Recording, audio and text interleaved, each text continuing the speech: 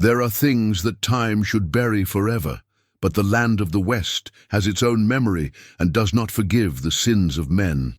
Thomas Brennan arrived at Cedar Creek one afternoon in October, when the sun was already beginning to soften in the distant mountains. At the age of 52, he carried on his back more than just his belongings in a worn leather suitcase.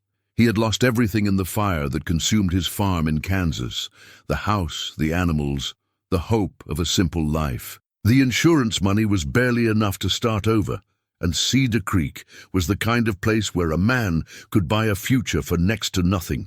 The city stretched along the railroad like a wounded animal, its wooden buildings faded by the inclement sun. People walked slowly through the dirt streets, with that way of someone who learned not to make sudden movements in a land that punished haste. The wind brought the smell of dried sage and something else, a metallic scent that Thomas couldn't identify. In the broker's office, a thin man with a thin mustache flipped through yellowed papers as he talked about available properties.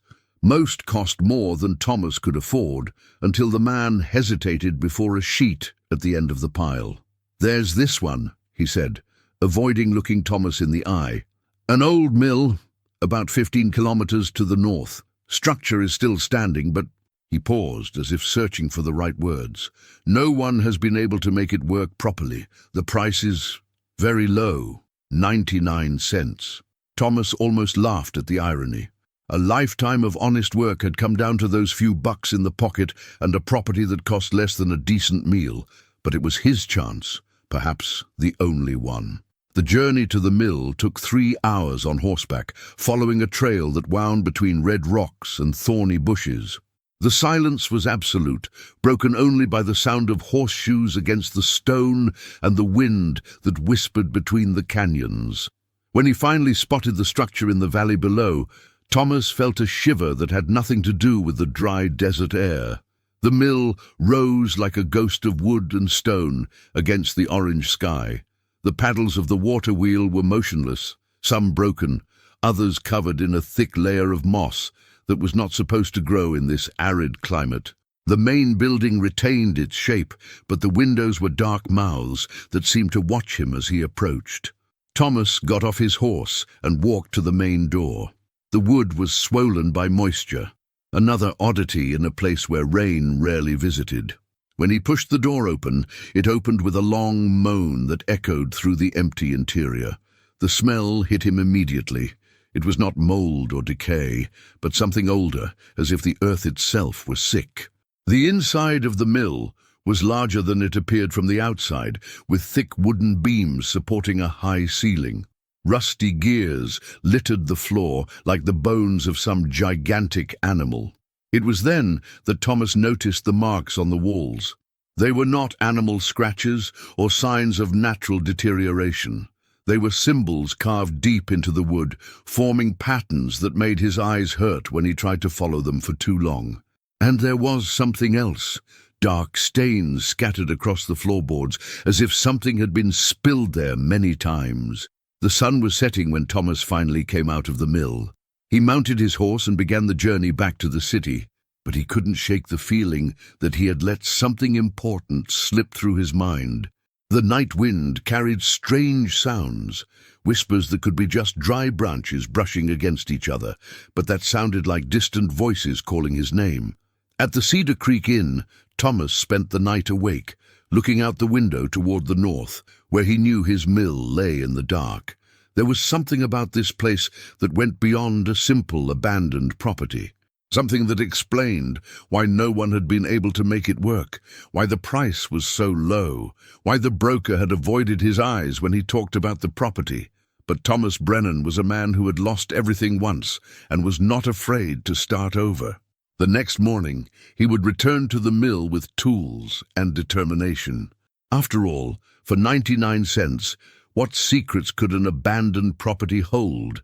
The desert wind blew stronger that night, as if even nature was trying to warn him about what he had chosen to buy. The morning brought with it a different breeze, laden with promises that Thomas didn't know if he wanted to be fulfilled. He returned to the mill with a borrowed wagon, filled with basic tools and supplies for a few days. The daylight revealed details that the darkness of the previous afternoon had hidden. The foundation stones were older than he expected, hewn with a precision that spoke of experienced craftsmen. But there was something disturbing about the way they were laid out. They didn't follow the usual pattern of buildings in the area. Thomas started by cleaning the interior. With each board he removed, with each corner he explored, more questions arose. The mill had been built to process grain. This was obvious from the gears and the structure of the water wheel. But why, then, were there so many secret compartments in the walls? Why was the basement 3 times larger than what was needed to store flour? It was while examining the irrigation system that Thomas made the first disturbing discovery. The channel that brought water to the wheel did not come from the nearby stream, as would be natural. Instead, it followed a winding path that skirted several hills before reaching the mill. Someone had gone to the trouble of diverting the natural course of water, creating a complex system that made no economic sense. Following the canal, Thomas discovered that it passed under a series of small elevations in the terrain. At first glance, they looked just like natural hills covered with undergrowth. But when he stepped on one of them, he felt the ground give way slightly, as if there were an empty space underneath. Curiosity won over prudence. Thomas returned to the mill in search of a shovel and spent the rest of the morning digging carefully. The earth came out too easily, as if it had been stirred before. 2 meters deep, his shovel found wood. What he unearthed left him speechless. It was a simple coffin made of pine without ornaments or identification. But it wasn't empty. Thomas opened it with trembling hands and found human bones. Not just a skeleton, but bones mixed together as if they belonged to more than one person. And there was something else, pieces of corroded metal that were once handcuffed. His hands trembled as he closed the coffin. Thomas looked around and counted at least a dozen other similar elevations scattered around the property. His stomach churned as reality began to form in his mind. That was no ordinary cemetery. It was something much worse. Back at the mill, Thomas examined the dark spots on the floor with fresh eyes. Now they told a different story, a narrative he preferred not to understand. The marks on the walls also took on new meaning. They were not decorative symbols, but desperate scratches made by fingers trying to cling to life. As the day progressed, Thomas discovered more evidence of the true nature of his property. A broken chain hidden behind the gears, remains of rotting ropes hanging from the ceiling joists, and in the basement, a series of iron rings embedded in the stone walls, positioned at the wrists of a grown man. The mill had never been used solely for grinding grain. It was something else, something that explained why no one in town wanted to talk about the place, why the price was so low, why the broker had avoided his eyes. That place had been the scene of horrors that the community preferred to forget. As the sun began to set, Thomas sat on the mill steps, watching the shadows stretch over the small elevations he now knew to be tombs. His mind raced, trying to process the magnitude of what he had discovered. How many people were buried there? Who were they? And more importantly, who had been responsible for their deaths? The night wind brought sounds that this time Thomas didn't try to ignore. They were low moans, whispers that seemed to come from under the earth. He got up and walked to the first elevation he had dug. The hole he had made was still open, a black wound in the red earth. It was then that he heard, of course as if someone was next to him, a faint voice calling for help. Thomas looked around, but he was alone. The voice came again, more desperate now, and he realized that it came from inside the hole. His heart raced. Thomas approached the edge and looked down. In the darkness of the background, something moved.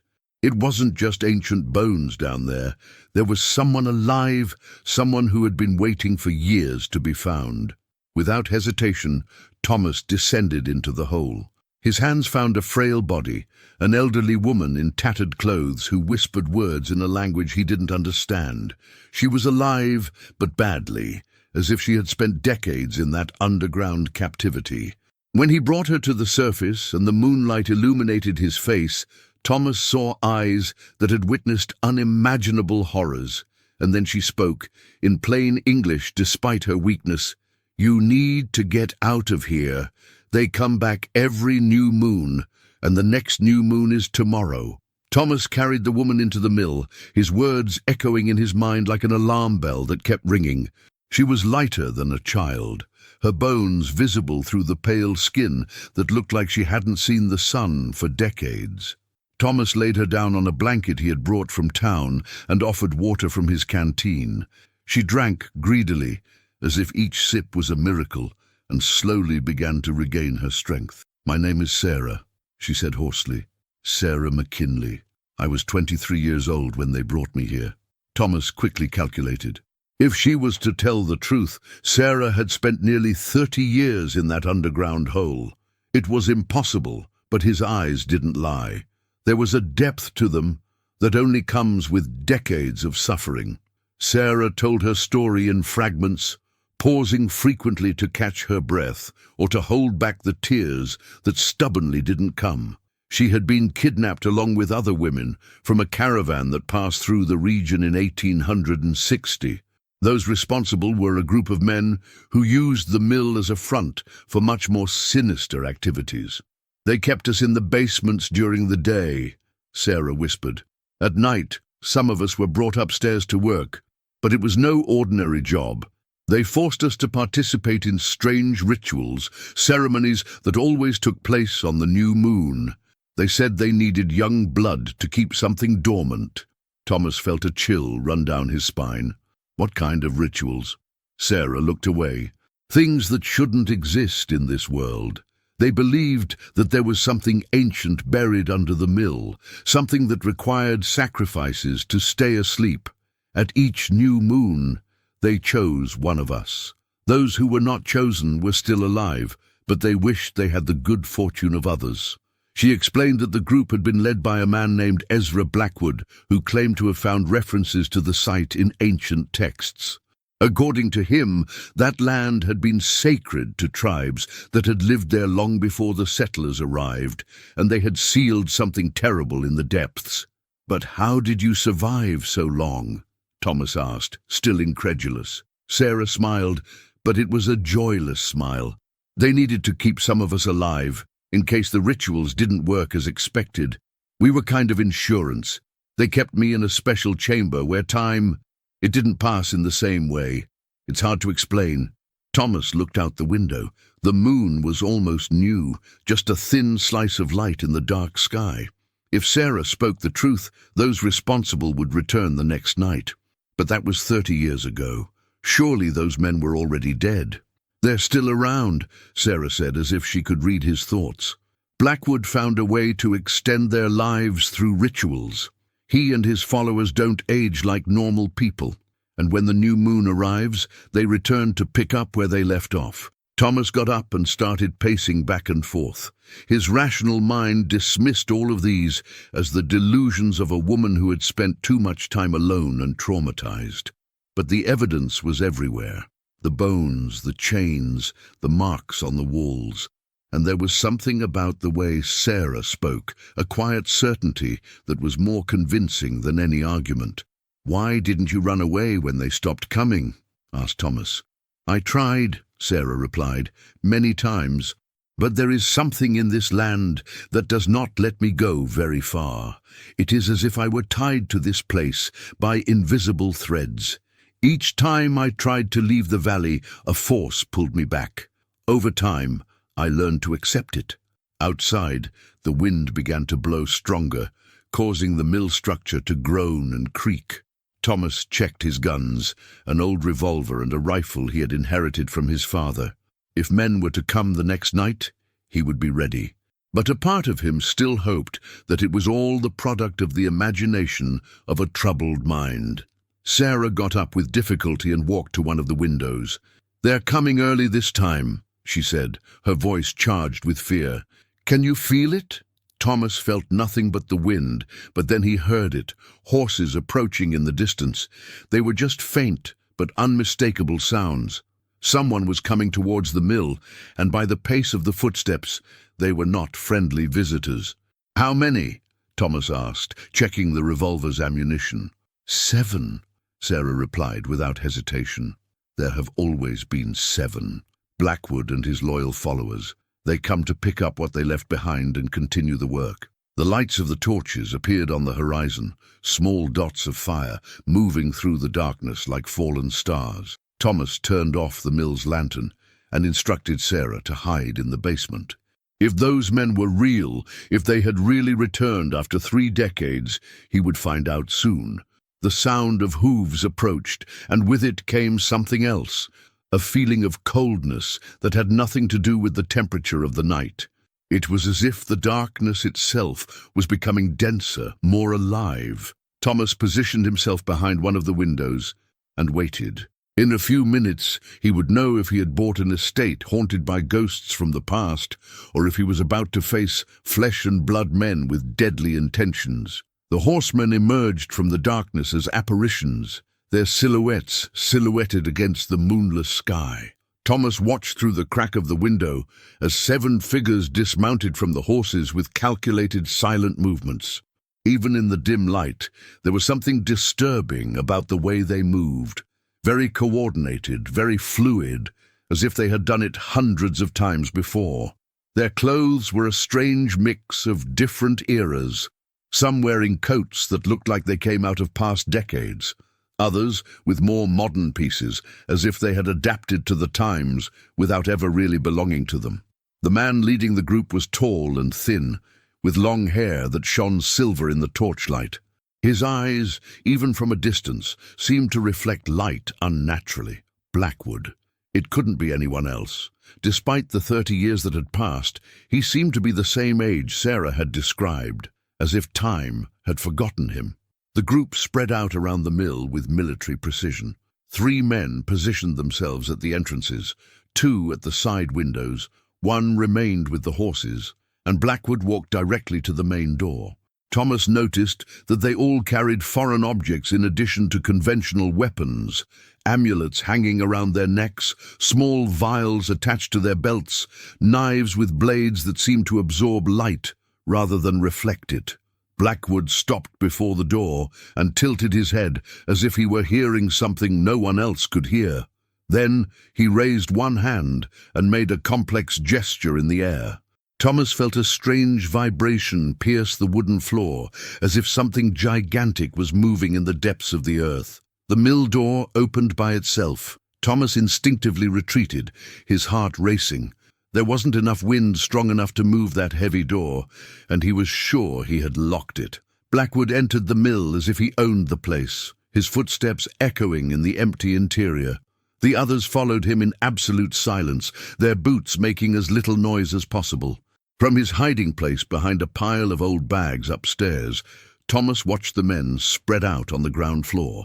They moved with a definite purpose, each going directly to specific positions, as if following a rehearsed ritual. 2 of them began to clear a circular space in the center of the mill, removing debris and dust with reverent care. Others brought objects from their luggage, black candles, small cauldrons of blackened metal, and what appeared to be carefully preserved human bones. Blackwood walked to the center of the circle that was being prepared and raised his arms. His voice rose in a chant that Thomas couldn't comprehend, but that made his teeth ache and his vision blur. The words seemed to come from a very ancient language, sounds that the human throat should not be able to produce. The air inside the mill began to become denser. Thomas felt a rising pressure in his ears, as if he were descending to great depths. The flames of the black candles stirred without any wind, and shadows began to dance on the walls in a way that did not correspond to the movements of the men. It was then that Thomas realized that they were not alone. Other presences had joined the group, translucent shapes that slowly materialized around the circle.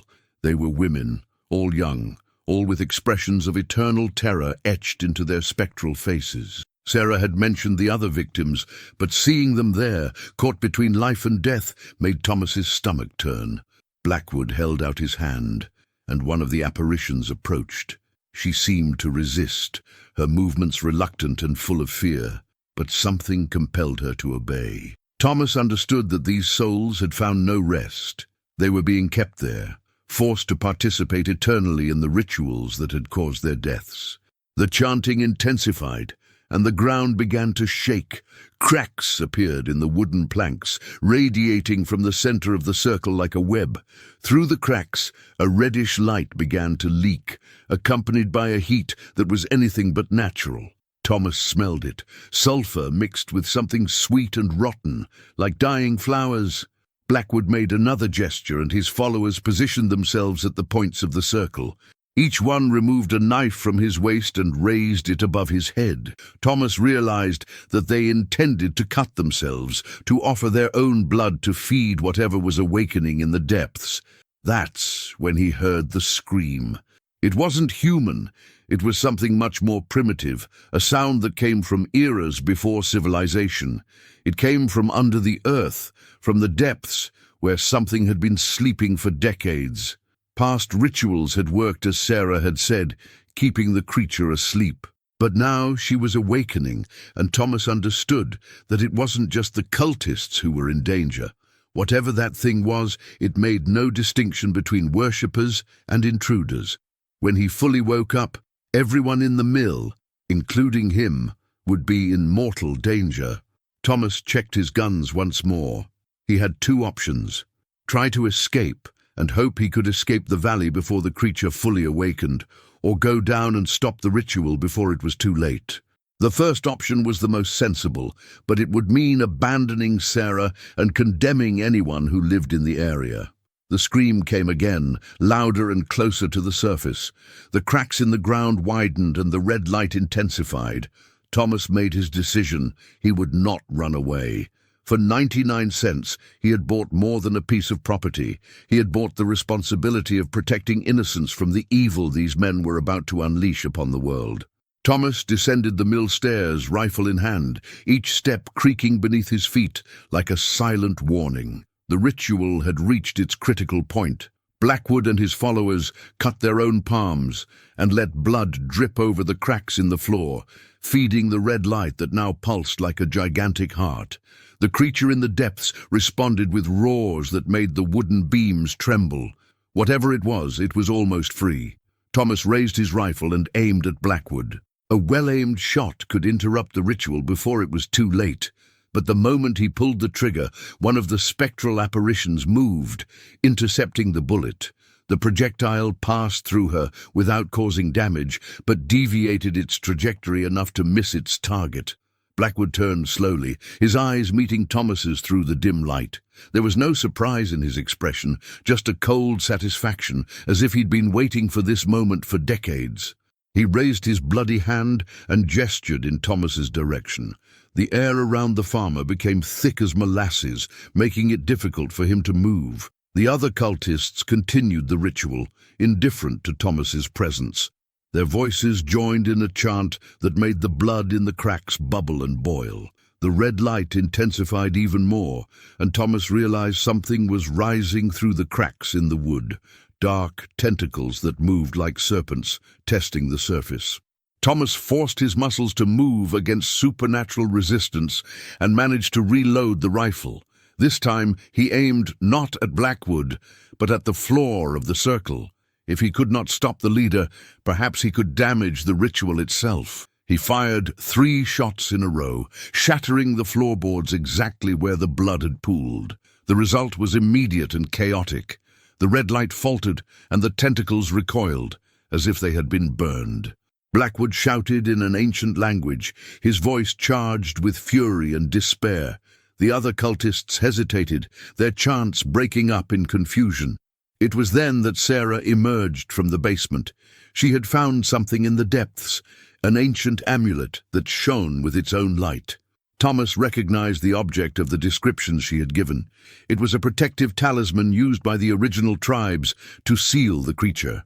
Blackwood had hidden the artifact all those years, but Sarah had finally recovered it. The woman walked toward the circle, the amulet raised above her head. The light emanating from it was different from the sickly redness that came from the ground. It was clean and white, like the sunrise. The cultists instinctively retreated, their own shadows seeming to flee from that clarity. Blackwood tried to move toward Sarah, but the light of the amulet kept him at a distance. His followers began to show signs of panic. Some tried to flee, but their legs did not seem to obey commands. They were trapped in the mill by the same force that kept Sarah bound to that place. The creature in the depths felt the change in the energy of the ritual. His roars became more desperate, as if he knew his chance at freedom was unraveling. The tentacles that had emerged began to retract, pulled back into the darkness underground. Sarah reached the center of the circle and stuck the amulet in the ground, right at the point where the blood had accumulated. The white light burst out in all directions, sweeping away the sickly redness and purifying the air. The cultists screamed in agony as the light hit them, their bodies beginning to crumble like dust in the wind. Blackwood was the last to be touched by the light. He looked at Thomas with a mixture of hatred and respect, as if he recognized a worthy adversary. Then his form began to dissipate, decades of artificial life finally coming to an end. His last words echoed through the mill, a grim promise that others like him would eventually come. The light continued to spread, reaching the spectral apparitions that had been trapped in the mill for so long, but instead of destroying them, the energy set them free. Thomas saw relief in the ghostly faces as they began to fade, finally finding the respite they had been denied for decades. When the light finally faded, the mill was silent. The cracks in the ground had closed, sealed by the same force that kept the creature imprisoned. Sarah stood in the center of the circle, the now dark amulet in her hands. She looked different, younger somehow, as if a terrible weight had been lifted from her shoulders. Thomas approached her carefully. Sarah smiled for the first time since he had met her, a genuine smile that completely transformed her face. She didn't need to speak for him to understand. The spell that bound her to that place had been broken, along with the ritual. She was free to leave. In the days that followed, Thomas worked to restore the mill to its original function. He removed all traces of the dark rituals, burned the macabre objects left behind by the cultists, and blessed the site with water from a nearby spring. The amulet was buried in a safe place, away from anyone who might try to use it for evil purposes. Sarah left on a clear morning, carrying only a small piece of luggage and the clothes Thomas had bought for her in the city. She said goodbye with a silent wave and followed the road that led east. Thomas never saw her again, but occasionally received letters from distant cities, always signed with only an S and containing news of a new and happy life. The mill became prosperous under Thomas's care. The community, which had previously avoided the site, began to bring grains to be processed. The business grew, and with it came the peace Thomas had sought when he left Kansas. The nights were silent now, filled only by the normal sounds of the desert, wind, distant owls, and the familiar creaking of old wood. But Thomas never forgot what he had found on that 99-cent property. He kept his rifle loaded at all times and was especially attentive during new moons. Some secrets, he had learned, are too dangerous to be completely forgotten. And in the quieter moments of the early morning, when the wind was blowing in a special way, Thomas sometimes heard a distant murmur coming from the depths of the earth. The creature was still there, sealed and asleep, patiently waiting for a new opportunity to awaken. But for now, it would remain only a whisper in the darkness, and the mill would remain a place where ordinary people came to turn grain into flour, never suspecting the horrors that slept meters beneath their feet. If you enjoyed this Wild West story, don't forget to subscribe to the channel for more exciting narratives like this one. Turn on the notification bell so you don't miss any new episodes we publish. Leave in the comments which story you'd like to see here next week.